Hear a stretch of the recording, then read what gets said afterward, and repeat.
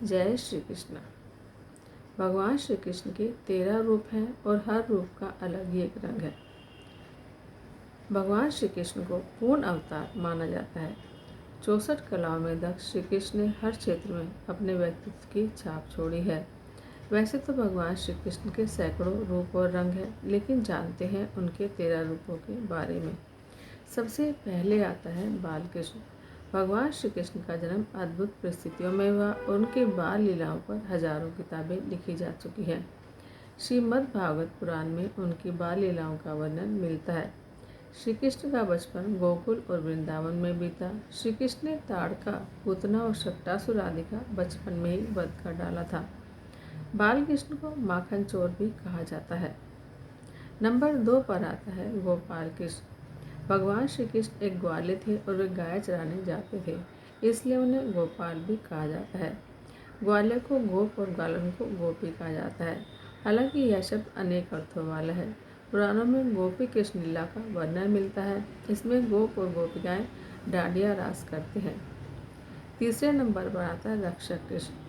भगवान श्री कृष्ण ने किशोर अवस्था में ही चाणूर और मुष्टिक जैसे खतरनाक पहलवानों का वध किया था। साथ ही उन्हें इंद्र के प्रकोप के चलते जब वृंदावन आदि ब्रज क्षेत्र में जल प्रलय हो चली थी, तब गोवर्धन पर्वत अपनी उंगली पर उठाकर सभी ग्रामवासियों की रक्षा की थी।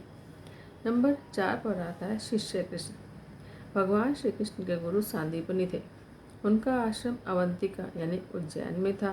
कहते हैं कि उन्होंने जैन धर्म में 22वें तीर्थंकर नेमिनाथ जी से भी ज्ञान किया था। श्री कृष्ण गुरु दीक्षा में सांदीपनि के मृत पुत्र को यमराज से मुक्त करा कर लाए थे। नंबर 5 पर आता है सखा कृष्ण। भगवान श्री कृष्ण के हजारों सखा थे। सखा मतलब मित्र। श्री कृष्ण के सखा सुदामा, श्रीदामा, मधुमंगल, सुभाऊ, सुबल, भद्र, सुभद्र, मणिभद्र, भोज, तो कृष्ण, वरुथप, मधुकंड, विशाल, रसाल, मकरंद, सदानंद, चंद्रहास, बकुल, शारद, बुद्धि प्रकाश, अर्जुन आदि थे। श्री कृष्ण की सखियां भी हजारों थे। राधा, ललिता आदि कृष्ण की 8 सखियां थी। ब्रह्म वैवर्त पुराण के अनुसार सखियों के नाम इस प्रकार है: चंद्रावली, श्यामा, शैव्या, पद्मा, राधा, ललिता, विशाखा और भद्रा। कुछ जगह ये नाम इस प्रकार हैं: चित्रा, सुदेवी, ललिता, विशाखा, चंपकलता, तुंग विद्या, इंदुलेखा, रंग देवी और सुदेवी। कुछ जगह पर ललिता, विशाखा, चंपकलता, चित्रा देवी, तुंग विद्या, इंदुलेखा, रंग देवी और कृत्रिमा। इनमें से कुछ नामों में अंतर है। इसके अलावा भौमासुर से मुक्त कराई गई सभी महिलाएं श्री कृष्ण की सखियां थी।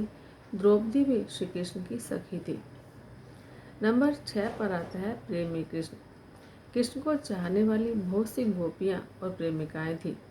कृष्ण भक्त कवियों ने अपने कल्प में, अपने काव्यों में श्री कृष्ण की गोपी कृष्ण की रासलीला को प्रमुख स्थान दिया है। पुराणों में गोपी कृष्ण के प्रेम संबंधों को आध्यात्मिक तौर और अति श्रृंगारिक रूप दिया गया है। महाभारत में यह आध्यात्मिक रूप नहीं मिलता, लेकिन पुराणों में मिलता है। उनकी प्रेमिका राधा, रुक्मणी, ललिता की ज़्यादा चर्चा होती है। नंबर 7 पर आता है कर्मयोगी कृष्ण। गीता में कर्मयोग का बहुत महत्व है। कृष्ण ने जो भी कार्य किया उसे अपना कर्म समझा। अपने कार्य की सिद्धि के लिए उन्होंने साम, दाम, दंड, भेद सभी का उपयोग किया, क्योंकि वे जीवन के प्रत्येक क्षेत्र में पूर्ण जीते थे और पूरी जिम्मेदारी के साथ उसका पालन करते थे।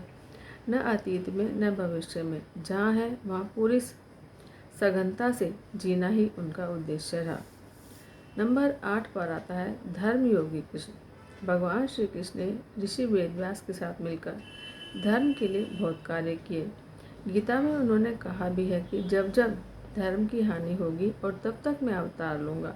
श्री कृष्ण ने नए सिरे से उनके कार्य में सनातन धर्म की स्थापना की थी। नंबर 9 पर आता है वीर कृष्ण। भगवान श्री कृष्ण ने महाभारत में युद्ध नहीं लड़ा था। वे अर्जुन के सारथी थे, लेकिन उन्होंने कम से कम 10 युद्धों में भाग लिया था। उन्होंने चाणूर, मुष्टिक, कंस, जरासंध, कालेवन, अर्जुन, शंकर, नरकासुर, पौंड्रक और जामवंत से भयंकर युद्ध किया था। महाभारत के युद्ध में उन्होंने महत्वपूर्ण भूमिका निभाई थी। इस युद्ध में तो वे अर्जुन के सारथी थे। हालांकि उन्होंने रणछोड़ कृष्ण भी कहते हैं, इसलिए कि वे अपने सभी बंधु बांधवों की रक्षा के लिए मथुरा छोड़कर द्वारिका चले गए। वे नहीं चाहते थे कि जरासंध से मेरी शत्रुता के कारण मेरे कुल के लोग भी व्यर्थ में युद्ध करें। नंबर 10 पर आता है योगेश्वर कृष्ण। भगवान श्री कृष्ण एक महायोगी थे। उनका शिव बहुत ही लचीला था, लेकिन वे अपनी इच्छानुसार उसे वज्र के समान बना लेते थे। साथ ही उनमें कई तरह की योगिक शक्तियाँ थी। योग के बल पर ही उन्होंने मृत्यु पर्यंत तक खुद को जवान बनाए रखा था। नंबर 11 पर आता है अवतारी कृष्ण।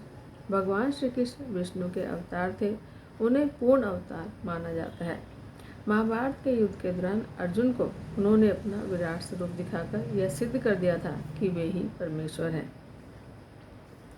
नंबर 12 पर आता है राजनीतिज्ञ और कूटनीतिज्ञ कृष्ण। भगवान श्री कृष्ण ने अपने संपूर्ण जीवन में कूटनीति के बल पर परिस्थितियों को अपने अनुसार ढालकर भविष्य का निर्माण किया था।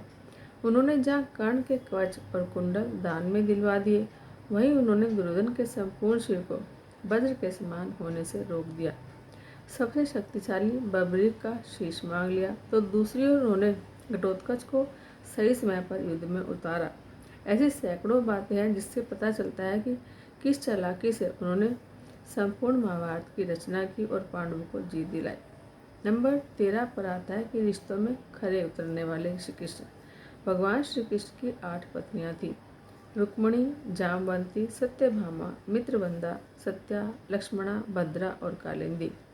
इनसे श्री कृष्ण को लगभग 80 पुत्र हुए, यानी हर रानी से 10 पुत्र। श्री कृष्ण की 3 बहनें थीं। एकान्नगा यशोदा की पुत्री थी। सुभद्रा और द्रौपदी मानस बहनें थीं। भगवान श्री कृष्ण के भाइयों में नेमिनाथ, बलराम और गद थे।